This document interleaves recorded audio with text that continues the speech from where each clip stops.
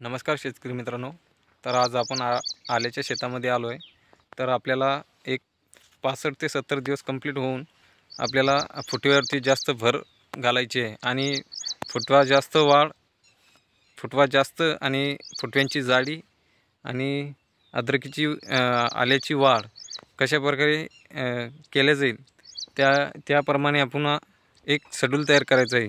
तर शेड्यूल असं आहे, तर आपल्याला एक 1261 किलो 200 लिटर पाण्यामध्ये घेऊन सोडून द्यायचं आहे।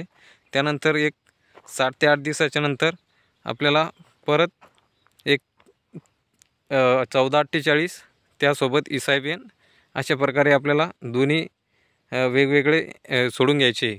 तर अशा प्रकारे नियोजन झाल्याबद्दल एक छानसा आपल्याला रिझल्ट भेटतो। तर तो रिझल्ट असा आहे की हे बघा, आपल्या फुटव्यांची जाडी आणि जास्त फुटवे आणि फुटव्यांची हाईट। तर अशा प्रकारे आपल्या एक नियोजन तयार ठेवले तर आपल्या उत्पन्नात नक्कीच वाढ होईल। आणि दर एक 7 ते 8 दिवसाच्या अंतरावर आपण एक महिना असं शेड्यूल तयार ठेवायचं। तर शेड्यूल तयार ठेवल्याने आपल्या फुटव्यांची जाडी आणि फुटवा जास्त निघून जाईल। तर एक 60 ते 65 दिवसाच्या नंतर एक 60 ते 65 दिवस झाल्याच्या नंतर आपल्याला हे नियोजन तयार करायचं आहे। तर नियोजन असं आहे, तर तुम्हाला व्हिडिओमध्ये सांगितलंच मी की इसायबियन हे एक टॉनिक आहे। तर हे ऊन संश्लेषण जास्तचं ऊन असलं तर आपल्याला एक थंडावा देऊ शकतं। तर एक झाडामध्ये क्लोरोफिल म्हणजे काळेपणा आणि पानाची रुंदी आणि सशक्त दरदार असा एक कोंब, आपला फुटव्यांचा जो कोंब निघणार आहे तो असा मजबूत आणि एक काळोखी या प्रमाणात आपल्याला रिझल्ट भेटेल।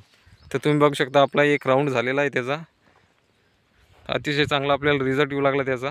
एक 1448 खत एक 7 ते 8 दिवसाच्या अंतरावर पहिलं 1261 करून घ्यायचं, त्यानंतर प्लेन 1261 करायचं, त्यानंतर 1448 घ्यायचं। 1448 सोडल्याच्या नंतर एक 4 ते 5 दिवसांनी आपल्याला इसायबियन 1 लिटर एका एकरासाठी सोडून घ्यायचं आहे।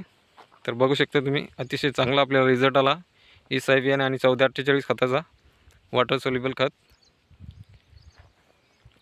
फुटव्यांची जाडी आणि फुटवा जास्त हे सगळ्यात महत्त्वाचं आहे। तर आपल्या उत्पन्नामध्ये नक्कीच वाढ होऊ शकते। अशा प्रकारे आपला शेड्यूल तयार ठेवलं एक महिन्यानुसार तर आपल्या उत्पन्नात कुठल्याही गोष्टीची अडचण येणार नाही।